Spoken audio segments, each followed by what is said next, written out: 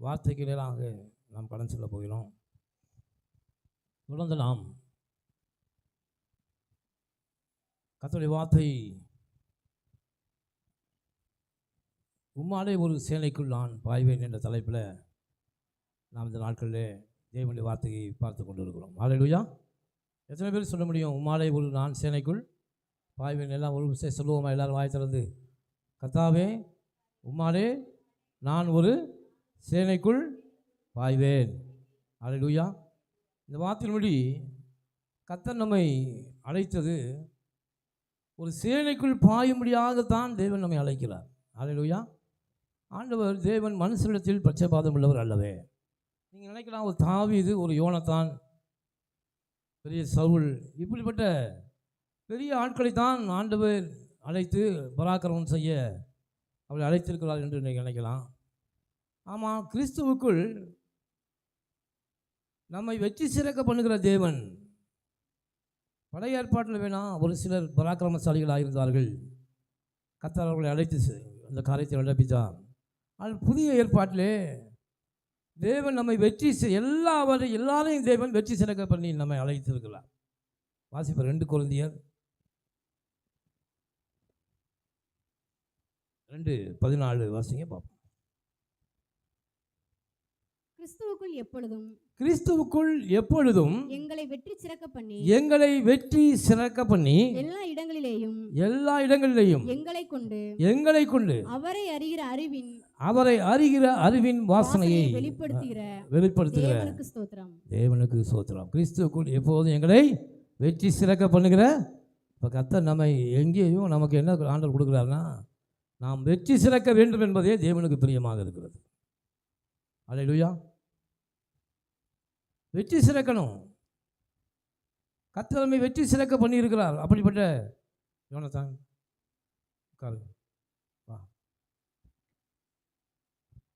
கர்த்தர் நம் ஒவ்வொருவரையும் வெற்றி சிறக்க வேண்டும் என்பதுதான் தேவன் நம்ம என்ன செய்திருக்கிறான்னா, நம்மை அழைச்சிருக்கிறார். நாம் ஒவ்வொருவரும் வெற்றி சிறக்கணும். அவங்க ரொம்ப பக்தியாக இருந்தாங்க, இவங்க பெரிய ஆளாக இருந்தாங்க, இவங்க நல்லா ஜெயிப்பாங்க, இப்படியெல்லாம் தேவன் பட்சபாதமாய் ஆசிரியக்கிற தேவன் அல்ல. கர்த்தர் நம்ம எப்போதும் எல்லாரையும் வெற்றி சிறக்கும்படியாகவே தான் தேவன் நம்மை அழைத்திருக்கிறார். ஹல்லேலூயா. அதனால் அவங்களுக்கு அந்த திறமை இருக்குது, இவங்களுக்கு எந்த திறமை இருக்குது. நம்முடைய தகுதி யாரால் உண்டாயிருக்குன்னா, கிறிஸ்துவே நம்முடைய தகுதியாக இருக்கிறார். ஹல்லேலூயா. அவங்க பெரிய படிச்சிருக்கிறாங்க, அவங்க பெரிய அபிஷேகம் பெற்றவங்க இல்லவே இல்லை. யாருக்குள்ளெல்லாம் தேவன் கிறிஸ்து இருக்கிறாரோ அவர் எல்லாரையும் கர்த்தர் வெற்றி சிறக்க பண்ணுகிறார். ஹல்லேலூயா. எல்லாருக்கும் தேவன் வெற்றியை தருகிறார். அப்படிப்பட்ட நபரை கர்த்தர் தேடி கொண்டு இருக்கிறார். நேற்று 2 நாட்கள் ஒரு நியூஸ் யூடியூப்பில் கூட போட்டிருக்காங்க. மணிப்பூரில் இருக்கிற ஒரு பழங்குடியின ஒரு வாலிபன் பாருங்கள். அந்த வாலிபன் மணிப்பூரில் எப்படி இருக்குன்னு பார்த்துக்கோங்க. அங்கே இருக்கிற ஒரு வாலிபன் குத்து சண்டையில் பயிற்சி பெற்றவர் நினைக்கிறேன். அவர் பாருங்கள், உலக குத்துச்சண்டை, அது என்ன பேர், MNF ஏதோ அப்படின்னு ஒரு பெரிய உலகம் முழு இருக்கிற வாலிபர்கள் அதில் கலந்து கொள்வாங்க. பாருங்கள், இந்த இளைஞன் தேவனை விசுவாசிக்கிறவன். அவன் என்ன தீர்மானம் எடுத்தான்னு தெரியல, ஆண்டவருடைய நாமத்தின் மகிமைக்காக நான் இதிலே கலந்து கொள்வேன், கர்த்தர் என்னை வெற்றி சிறக்க பண்ணுவார் என்று.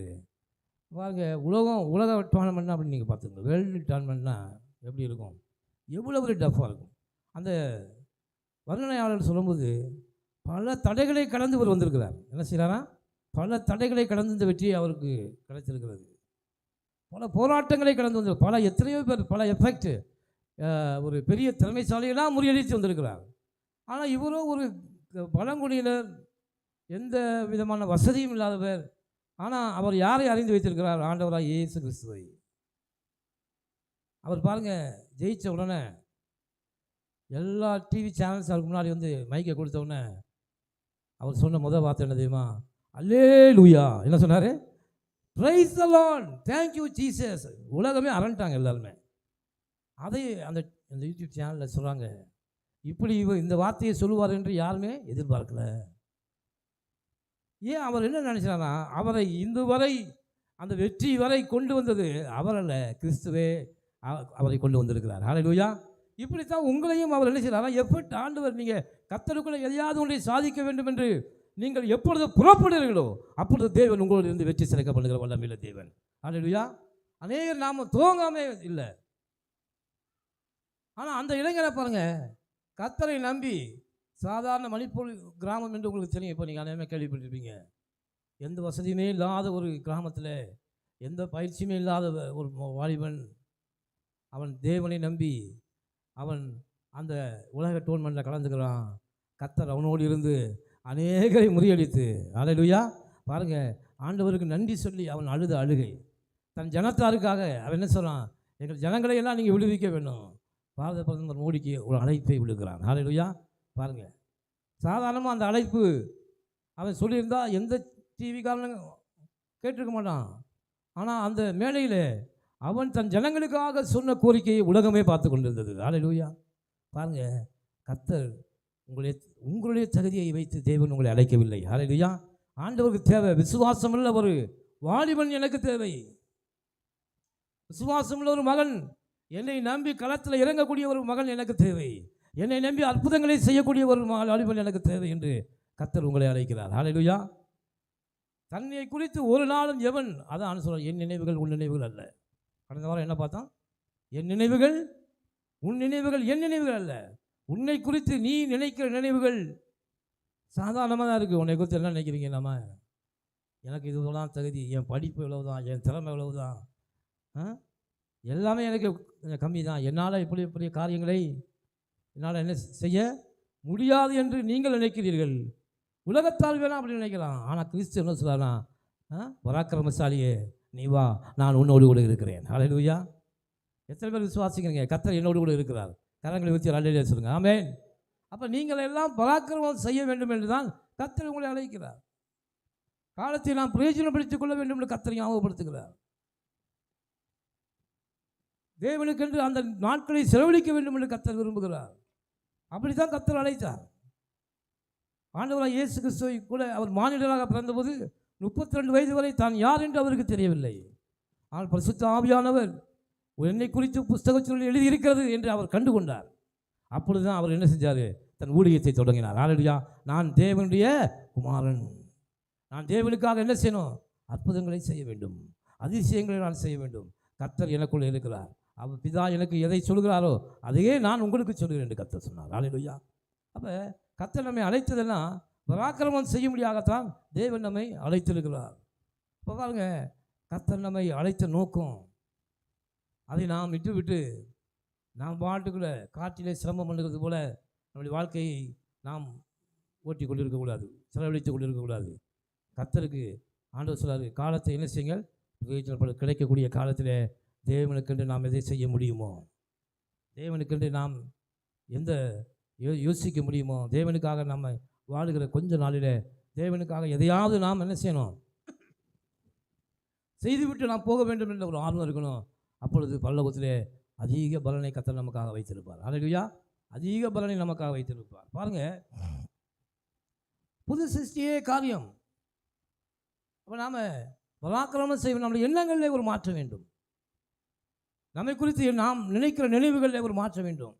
நான் புது சிருஷ்டியாக இருக்கிறேன், எனக்குள்ளே இருக்கிற பழையவைகள் எல்லாம் என்ன செய்யுது, ஒளிந்து போயின, எல்லாம் எனக்கு புதிதாயின. நமக்குள்ளே இருக்கிற எல்லாம் புதிதாக மாற வேண்டும் என்று தான் கர்த்தர் விரும்புகிறார். பழைய எண்ணங்கள், தோல்விகள், அதிரியங்கள், அவிசுவாசங்கள் இவை எல்லாவற்றையும் கீழே தள்ளிவிட்டு நாம் உயிரை எழும்ப வேண்டும் என்று தான் கர்த்தர் என்ன செய்கிறார், நம்மை அழைத்திருக்கிறார். ஒரு வசனத்தை வாசிங்க, கலாத்தியர் 6:15.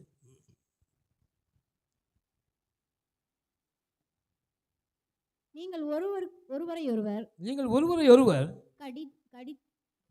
கடித்து பட்சித்தீர்களானால் அழிவீர்கள். அப்படி ஒருவரில் ஒருவர் அழிக்கப்படாதபடிக்கு எச்சரிக்கையாயிருங்கள். கலாத்தியர் 6:15. 6:5 வாசிங்க. கிறிஸ்து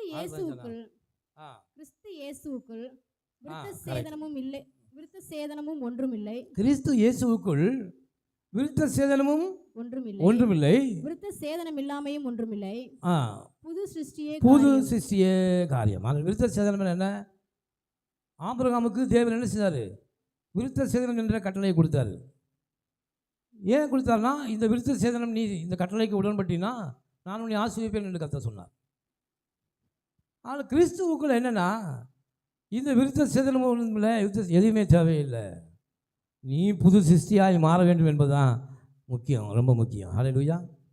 நாம் புது சிருஷ்டியாக மாறி இருக்கிறோமா? நம்முடைய எண்ணங்களிலே மாற்றம் வந்திருக்கிறதா? நம்முடைய செயல்களிலே மாற்றம் வந்திருக்கிறதா? கிறிஸ்துவுக்குள்ளே நாம் வெற்றி சிறக்கிறோமா?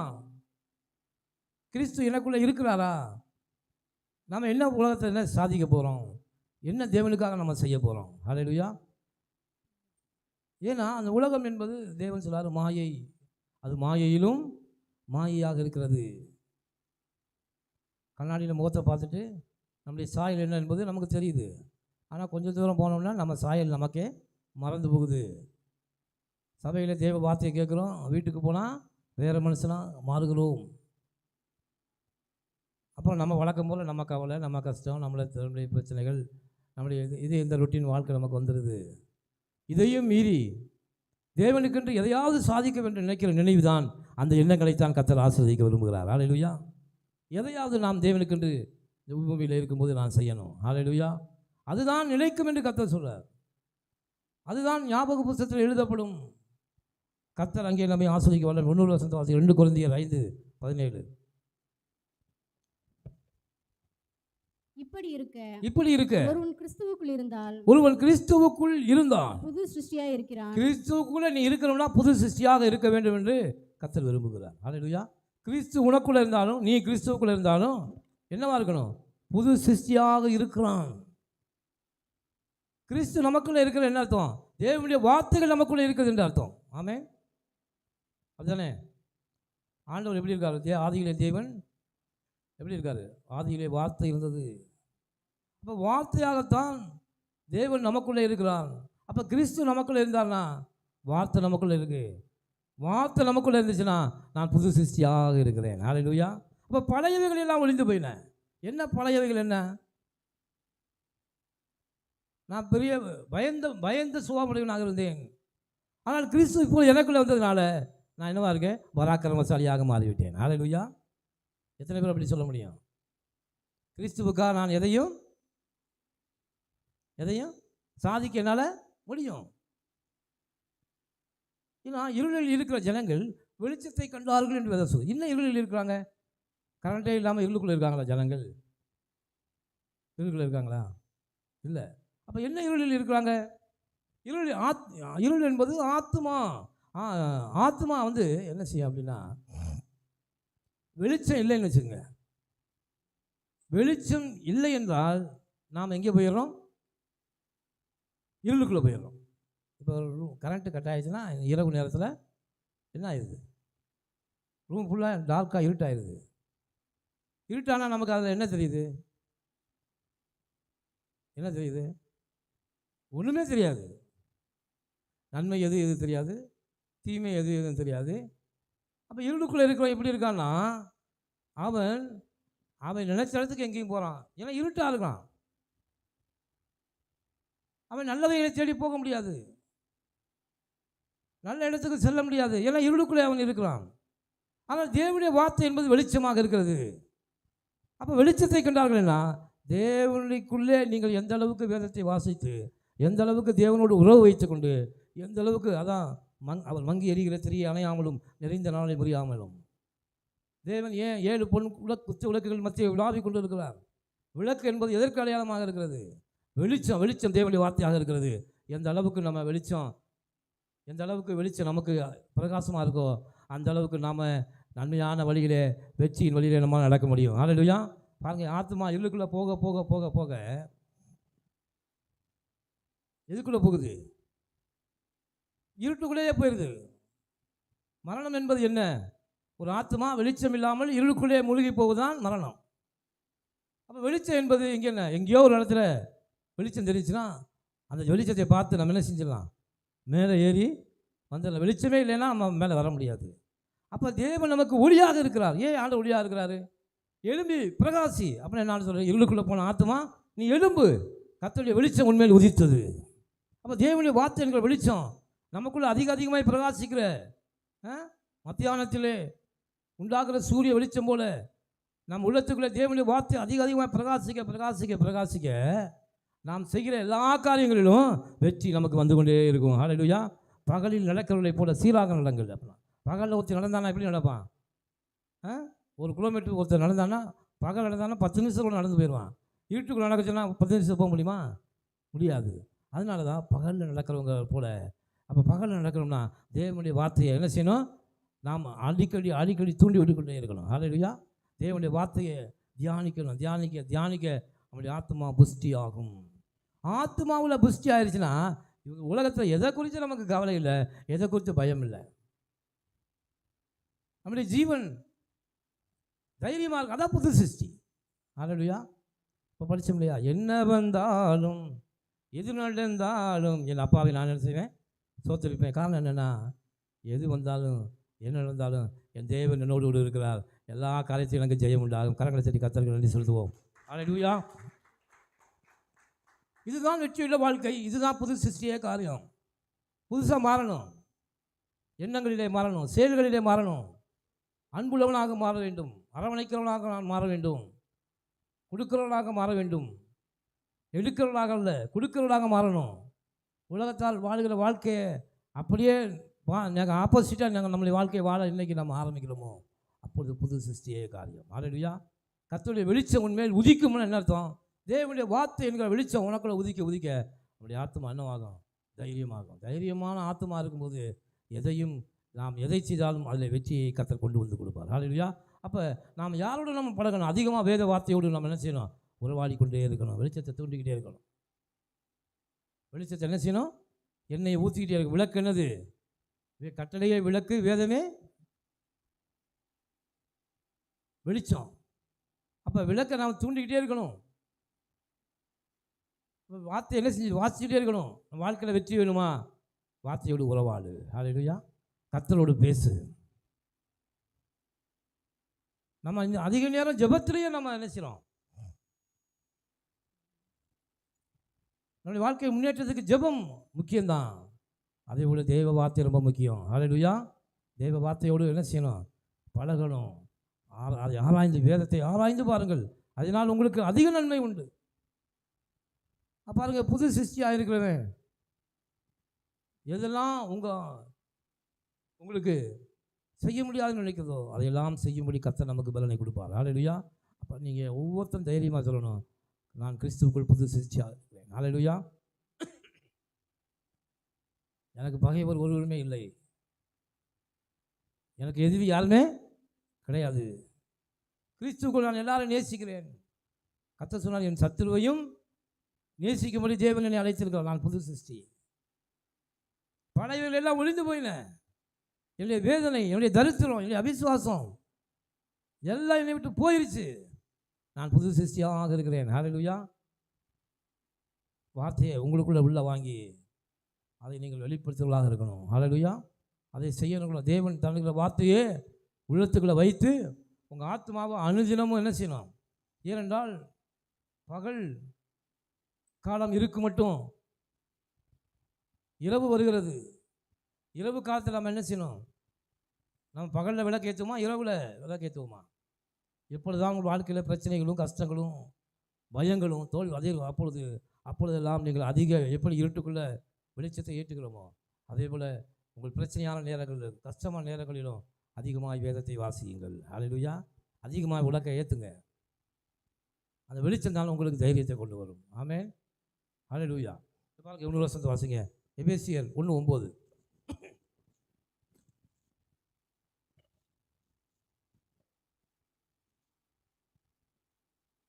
காலங்கள் நிறைவேறும் போது விளங்கும் நியமத்தின்படி பரலோகத்தில் இருக்கிறவையும் பூலோகத்தில் இருக்கிறவர்களுமாகிய சகலமும் கிறிஸ்துவுக்குள்ளே கூட்டப்பட வேண்டும் என்று தமக்குள்ளே தீர்மானித்திருந்த தம்முடைய தயவுள்ள சித்தத்தின் ரகசியத்தை கிறிஸ்துவுக்குள்ளே நாம் கூட்டப்பட வேண்டும். எதில் கூட்டப்படணும்? கிறிஸ்துவுக்குள்ளே நாம் எல்லாம் என்ன கூட்டப்படணும் அப்படின்னு நாம் ஒவ்வொருவரும் கிறிஸ்துவை தரித்துக் கொள்ள வேண்டும். கிறிஸ்து யாருக்குள்ளே இருக்கிறாரோ அவர்களையே கர்த்தர் பரலோகத்திற்கு அழைத்திருக்கிறார். ஹல்லேலூயா. கிறிஸ்து நமக்குள்ள இருந்தா நாம கிறிஸ்துவுக்குள்ள இருக்கிறோம். அப்படித்தானே? கிறிஸ்துவுக்குள்ளே தான் கர்த்தர் நம்மை காண்கிறார். நம்ம ஆண்டவர் பார்க்கும்போது கிறிஸ்துவுக்குள்ள நமக்குள்ள கிறிஸ்து இருக்காரான்னு பார்ப்பாரு.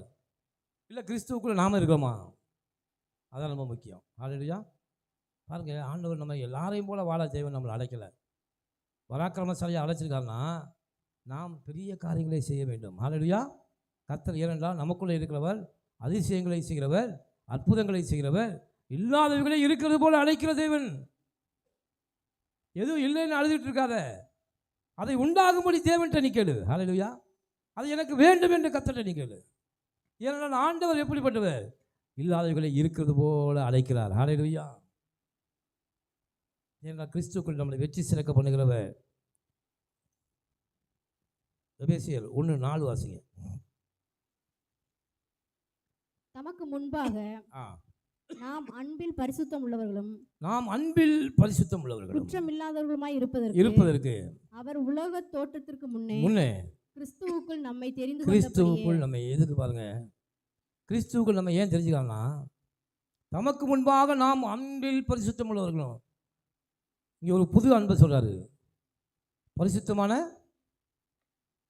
என்னது? அன்பு. அன்பில் பரிசுத்தம் இருக்கணும்னு சொல்றாரு. ஆண்டவர் ஓமையை சொல்லுவார். என்ன ஓமையை சொல்றாருன்னா, உனக்கு உள்ளதை எல்லாம் நீ விட்டு தரிசனம் கொடுத்தாலும், என்னது? உனக்கு உள்ளதை எல்லாவற்றையும் விட்டு நீ தரித்திரருக்கு நீ கொடுத்தாலும் நான் உன்னை ஆசிரிக்க மாட்டேன். ஏன்னா உனக்குள்ள அன்பு இல்லைன்னா நீ என்ன கொடுத்தாலும் அது வேஸ்ட்டு. ஹல்லேலூயா. ஏன்னா அன்பு இல்லாமல் ஒரு மனுஷன் எதையாவது கொடுத்தான்னா ஏதாவது நமக்கு கிடைக்கும்னு கொடுக்குறாங்க. அன்போடு கொடுக்குற எதை கொடுக்குறான்? எதுக்கு? எனக்கு கிடைச்சாலும் சரி கிடைக்காலும் சரி அவங்களுக்கு கஷ்டத்துக்கு நான் என்ன செய்கிறேன்? கொடுக்குறேன். அவங்க மேலே நான் வச்சிருக்கிற அன்பு.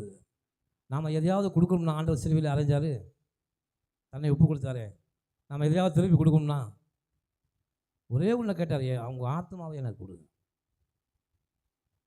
அதான் தமக்கு முன்பாக அன்பிலே நாம் பரிசுத்தம் உள்ளவர்களாக இருக்கணும். அன்பு என்பது தெய்வீக அன்பை உடையவர்களாக நாம் இருக்கணும். ஏன்னா அன்பு சகலத்தையும் தாங்கும். நாம் எந்த விஷயத்தை தாங்குகிறோம்? எத்தனை பேர் கணவன் செய்த தவறுகளை தாங்கிக் கொண்டு இருக்கிறோம்? மனைவி செய்த தவறுகளை எத்தனை பேர் நாம் தாங்கிக் கொண்டு இருக்கிறோம்? அன்பிலே பரிசுத்தம் என்பது என்ன? விட்டு கொடுக்கிறது. ஹல்லேலூயா. அன்பு, என்னுடைய அன்பு பரிசுத்தம் உள்ளது, கர்த்தருடைய அன்பு பரிசுத்தம் உள்ளது. அதனால தான் இன்னை வரைக்கும் கிறிஸ்தவம் நிற்குது. ஆமென்.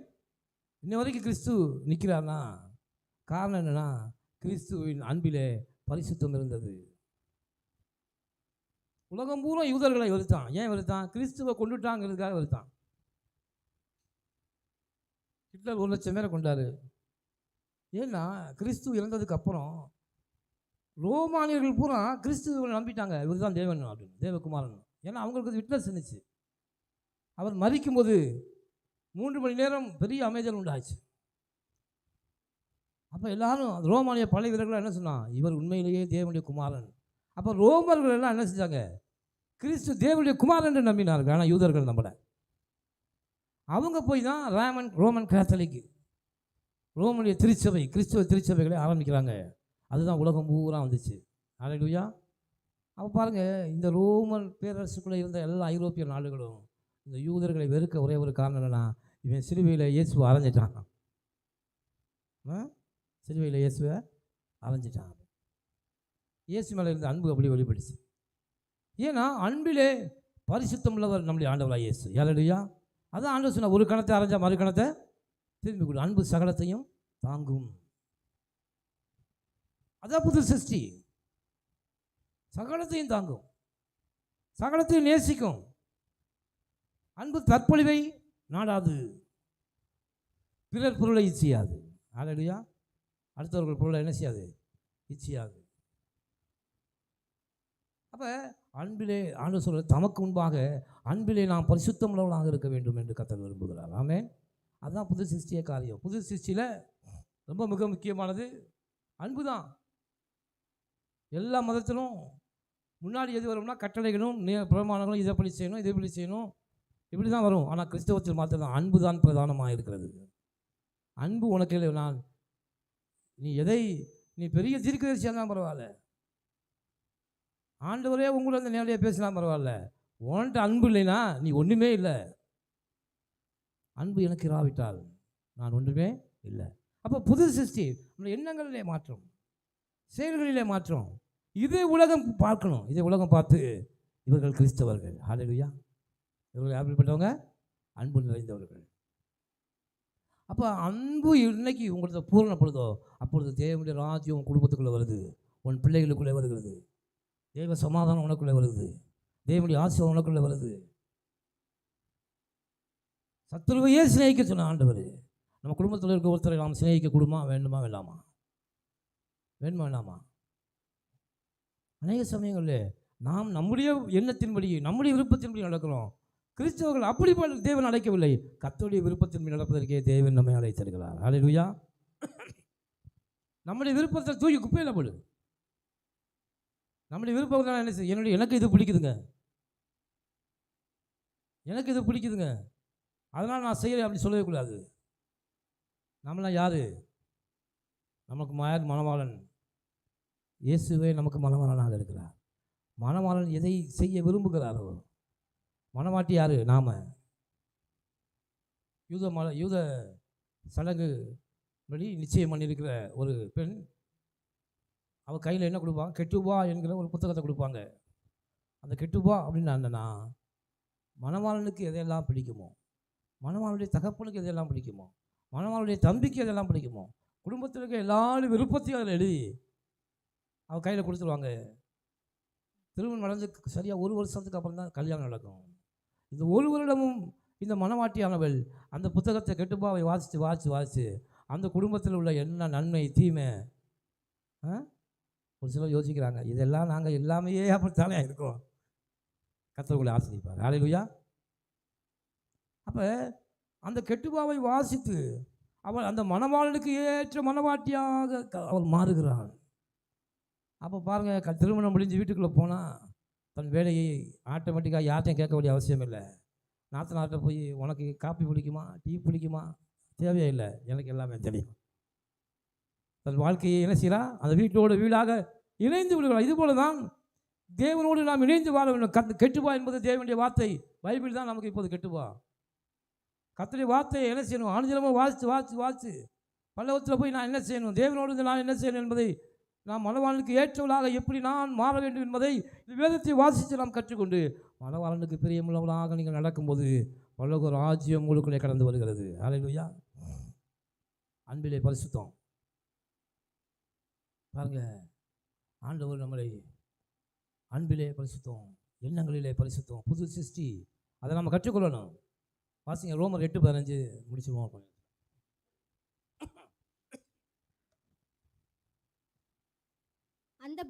அந்தபடி திரும்பவும் பயப்படுகிறதற்கு நாம் பயப்படுகிறதற்கு நீங்கள் அடிமைத்தனத்தின் ஆவியை பெறாமல் அப்பா பிதாவே என்று கூப்பிட பண்ணுகிற சுவிகாரத்தின் ஆவியை பெற்றீர்கள். புது சிருஷ்டியில மிக முக்கியமான ஒரு காரணம் என்னன்னா, பழையவைகள் ஒழிந்து போயினா. என்ன ஒழிஞ்சு போயினா? பயம். முதலாவது எது வருதுன்னா பயம்தான் வருது. கர்த்தருடைய ஆவியானவர் உங்களோட பேசுவாங்க. ஹல்லேலூயா. பழைய சிருஷ்டிகளே பிரதானமானது பயம்தான். முதல்ல வந்து நிற்குது. என்ன பயம்? பயம் எப்பொழுது வரும்? தேவனுடைய வார்த்தையை விட்டு ட்ராக் மாறி நான் போகும்போது பயம் வரும். அப்படி தான் ஆதாம் ஏவாளுக்கு வந்துச்சு. வசனத்தை வாசிங்க, ஆதியாகமம் 3:9-10 வாசிங்க. டக்கு ஆதியாகமம் 3:9-10.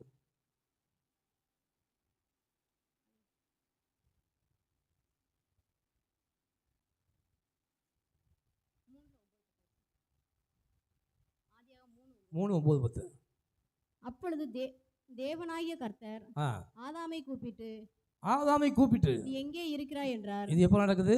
அந்த பழத்தை சாப்பிட்ட உடனே இது நடக்கிற சம்பவம். அதற்கு அவன் என்ன சொல்ல பாருங்க, நான் தேவனுடைய சத்தத்தை கேட்டு தோட்டத்திலே கேட்டு நான் நிர்வாணியா இருப்பதினால் பயந்து ஒளிந்து கொண்டேன். கர்த்தருடைய வார்த்தையை விட்டு விலகும்போது முதலாவது நமக்கு என்ன வரும்? என்ன வரும்? பயந்து ஒளிந்து கொண்டேன். இப்போ பயந்தான் நிற்குது. அப்போ தேவனுடைய வார்த்தையை விட்டு விலகிற எல்லாருக்கும் பயம் ஏன் வருதுன்னா, கர்த்தருடைய வார்த்தையின்படி நாம் நடக்காத போது பயம்தான் நம்மை முதலாவது நமக்கு விரோதியாக இருக்கிறது. ஏன்னா யோபு சொல்கிறான், பயந்த காரியம் எனக்கு நேரிட்டது. இப்படியே நீ பயந்துக்கிட்டே இருந்தீன்னா, அந்த பயந்து நீ எதை குறித்து பயந்தாயோ அதுவும் வாழ்க்கையில் வரும் என்று வேதம் சொல்கிறது. அதனால தான் ஆண்டவர் அடிக்கடி என்ன சொல்கிறாங்க, நம்மளை பார்த்து, பயப்படாதே, நான் உன்னோடு கூட இருக்கிறேன். நீ கலங்காதே, நான் உன் தேவன், நான் உன்னை பலப்படுத்தி உனக்கு சகாயம் பண்ணுவேன். பயப்படாதே, விசுவாசம் உள்ளவனாக இரு. ஏன் ஆண்டவர் சொல்கிறாரு? தேவனுடைய வார்த்தையை குறித்து நான் நடுங்கி கொண்டு இருக்கும்போது, பயந்து கொண்டு இருக்கும்போது, ஐயோ இது நடக்கலைன்னா நம்மளுடைய ஆத்மா என்ன செய்யுது? பயப்படுது. கர்த்தர் நமக்கு என்ன தண்டனை கொடுத்து விடுவாரோ, நம்ம என்ன எப்படி போக போகிறோமோ அப்படின்னு பயந்து. அவன் சொல்ல பாருங்க, தேவனுடைய சத்தத்தை கேட்டு நான் நிர்வாணியாக இருப்பதனால். ஆண்டவர் கேட்குறாரு, நீ நிர்வாணி என்று உனக்கு யார் உனக்கு சொன்னான்? நிர்வாணம் என்பது எதற்கு அடையாளமாக இருக்குது? ட்ரெஸ் இல்லாமல் இருக்கிறதுக்காக இல்லை. தேவனுடைய சகல ஆசீர்வாதங்களையும் அவர் நமக்கு கொடுத்த சகல விதமான ஆபரணங்களையும், மணவாட்டிக்கு ஏசாயாவில் வாசிக்கலாம், மணவாட்டி பூர்ண அழகுள்ளவள், அவள் தன்னுடைய ஆபரணங்களை அணிந்திருக்கிறாள். ஆண்டவர் ஆதாம் ஏவாளும் தோட்டத்தில் என்ன வந்தாங்க? தேவனுடைய மகிமையை அணிந்திருந்தார்கள்.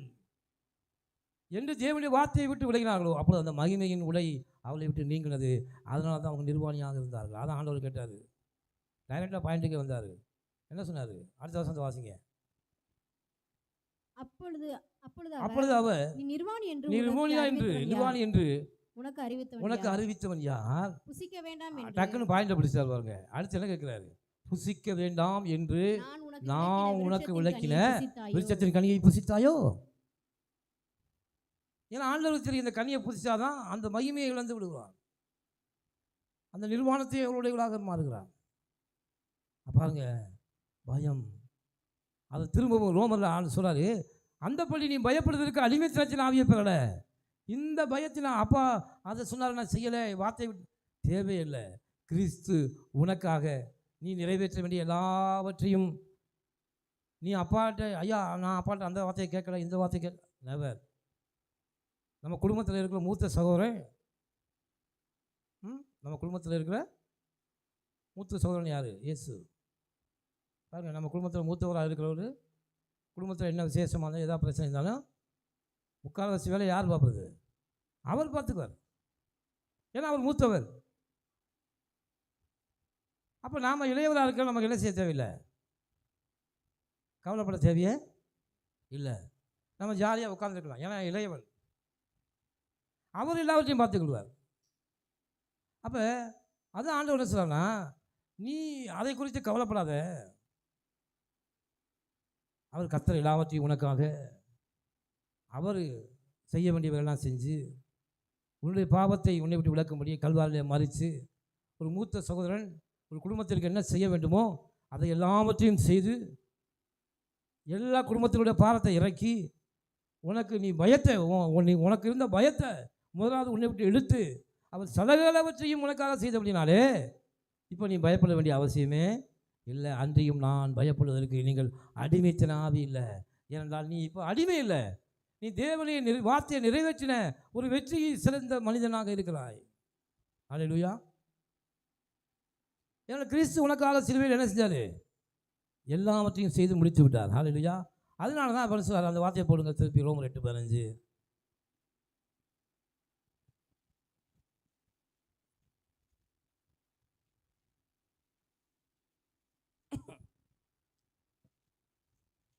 ரோமர் 8:15.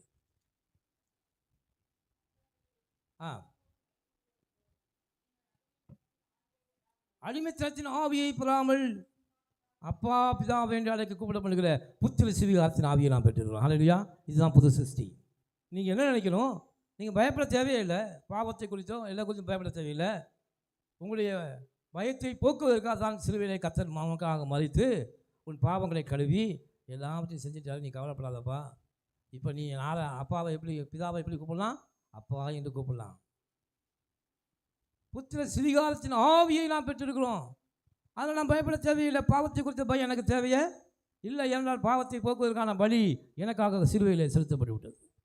இப்படி எவன் சிந்திக்கிறானோ அவனை கர்த்தர் ஆசீர்வதிப்பார். ஆமென். எனக்கான பலி சிலுவையிலே செலுத்தப்பட்டு விட்டது. இப்போ நான் அடிமைத்தன ஆவி இல்லை, நான் பயப்பட தேவையில்லை. நான் ஆதாமின் சந்ததி அல்ல, நான் ஆபிரகாமின் சந்ததியாக மாறி இருக்கிறேன். ஆமென். இப்போ நான் அப்பான்னு கூப்பிட்றேன். ஏன் அப்பான்னு கூப்பிட்றேன்? அந்த ஆவி எனக்குள்ள வந்துருச்சு. அந்த ஆவி நமக்குள்ளே வரணும். இதோ பூமி மேல் அக்கினியை பொழுது அவை பற்றி எரிய வேண்டும் விரும்புகிறேன். தேவனுடைய வார்த்தை என்பது ஆவியாக இருக்கிறது. அப்போ என்ன ஆவி நமக்குள்ளே இருக்கணும்? அப்பா என்று அழைக்கணும். ஹல்லேலூயா. நீ அடிமை இல்லை, உன்னை பிள்ளையாக நான் ஏற்றுக்கொண்டிருக்கிறேன் என்ற தைரியம் உனக்குள்ளே இருக்கும்போது நீ வெற்றி சிறக்க பண்ணுவாய். அடுத்த வசனத்தை வாசிங்க. 16. நாம் தேவனுடைய பிள்ளைகளாய் நாம் தேவனுடைய பிள்ளைகளாக இருக்கிறோம் என்று ஆவியானவர் தாமே நம்முடைய ஆவியினுடைய சாட்சி கொடுக்கிறார். ஹல்லேலூயா. இப்போ கிறிஸ்துவங்க இருந்துச்சுன்னா நான் யாராக இருக்கிறேன்? நான் தேவனுடைய பிள்ளையாக இருக்கிறேன். கிறிஸ்துவுக்கு என்ன அதிகாரம் இருக்கிறதோ அதே அதிகாரத்தை கர்த்தர் எனக்கும் கொடுத்திருக்கிறார். ஹல்லேலூயா. இருந்தால் எனக்கான பலி செலுத்தப்பட்டு விட்டது. All it paid. இனி நான் செலுத்த வேண்டிய, ஏன்னா நியாயப்பிரமாணத்தின்படி வருடத்துக்கு ஒரு முறை பலி செலுத்த வருகிறவர்கள் அந்த வருடத்தில் பலி செலுத்தலைன்னா அந்த வருஷம் பூரா பயந்துக்கிட்டே இருப்பான். ஐயோ இந்த வருஷம் நான் பலி செலுத்தலை, என் குடும்பத்துக்கு என்ன ஆக போகுதோ, ஏது ஆக போகுதோ. பாவ நிவாரண பலி செலுத்தலை, குற்ற நிவாரண பலி செலுத்தலை, என் குடும்பத்துக்கான பலியை நான் செலுத்தலை. நீங்கள் நேர்த்திக்கடன் நேர்ந்திருந்தீங்கன்னா, ஐயோ இந்த நேர்த்திக்கடன் எந்த பிரச்சனை வந்தாலும் உடனே ஆமாம் அந்த கோயிலுக்கு போகணுன்னு நேர்ந்திருந்தீங்களே. இந்த வார்த்தைகளை நான் கேட்டிருக்கேன். எங்கள் வீட்டில் எங்கள் அப்பாவிட்ட வந்து அடிக்கடி சொல்லுவாங்க, அம்மா நீங்கள் அந்த கோயிலுக்கு போகணுன்னு நேர்ந்தீங்களே, நீங்கள் போகலை, அதனால தான் அவங்களுக்கு இந்த பிரச்சனை வந்துச்சு. எல்லாத்துக்கும் அந்த காரணத்தை சொல்லுவாங்க. அதே போல் நியாயப்பிரமாணத்தின்படி யூதர்களுக்கு என்ன பயம் வரும் அப்படின்னா, இந்த வருஷம் என்னால் போக முடியல, அதனால் இந்த குடும்ப குற்ற நிவாரண பலி செலுத்தலை, என் குடும்பத்துக்கான பாவ நிவாரண பலி செலுத்தலை, அதனால் இந்த குடும்பத்துக்கு என்ன நடக்குமோ என்று பயப்பட வேண்டிய அவசியம் இனி இல்லை. ஹல்லேலூயா. ஏனென்றால் நான் தேவனுடைய பிள்ளையாக கர்த்தரை ஏற்றுக்கொண்டாரு. அவருடைய குடும்பத்தில் ஒருவனாக நான் மாறி இருக்கிறேன். நான் அடிமைத்தனத்தின் பிள்ளை அல்ல, நான் தேவனுடைய குடும்பத்தில் ஒருத்தனாக நான் மாறி இருக்கிறேன். அதனால் தேவனுடைய ராஜ்யம் எனக்குள்ளே இருக்கிறது. அந்த ராஜ்யத்துக்கு நான் அதிகாரியாக இருக்கிறேன். ஏனென்றால் இப்பொழுது நான் கட்டளையை நிறைவேற்றுகிறவனாக அல்ல, கட்டளையை கொடுக்கிறவனாக நான் மாறி இருக்கிறேன். ஹல்லேலூயா. கர்த்தர் எப்படி ப்ரமோஷன் கொடுக்குறாங்க? அது ஆவியானவர் சாட்சி கொடுக்குறார். நமக்குள்ள பரிசுத்த ஆவியானவர் விட்னஸ் பண்ணுறாரு. என்ன பண்ணுறாரு? நீ தேவனுடைய பிள்ளை. அது அடுத்த வசனத்தை வாசிக்க முடிச்சிருவோம். நான் பிள்ளைகளானால் சுதந்திரமாமே. ஹல்லேலூயா.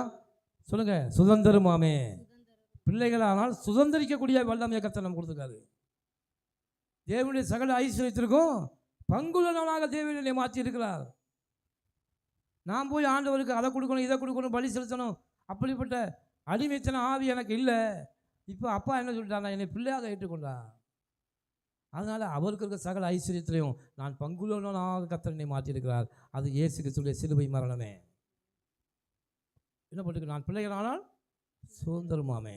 தேவனுடைய சுதந்திரரும் கிறிஸ்துவுக்கு உடன் சுதந்திரனும். இதில் என்ன அர்த்தம் புரியுதா உங்களுக்கு? ஒரு சொத்து நம்ம வாங்கணும்னா குடும்பத்தில் 2 பேர் இருந்தால் 2 பேர் என்ன செய்யணும்? கையெழுத்து பண்ணணும்.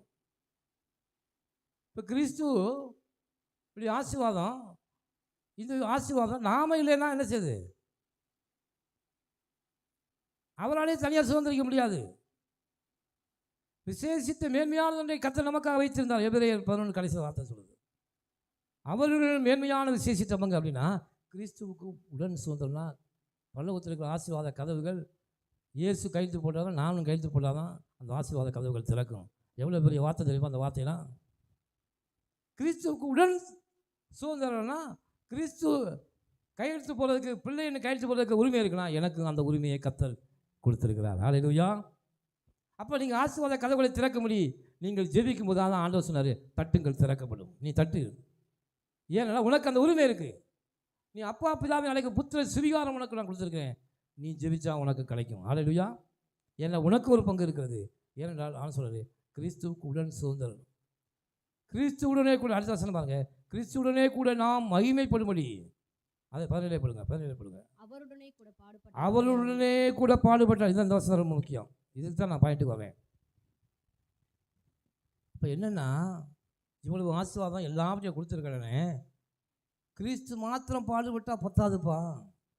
கிறிஸ்துவுடனே கூட நாமும் மகிமைப்படும் அவருடனே கூட நீங்களும் பாடுபட வேண்டும். கிறிஸ்து சிலுவையிலே பாடுபட்டு அவர் வேலையை செஞ்சுட்டு போயிட்டாரு.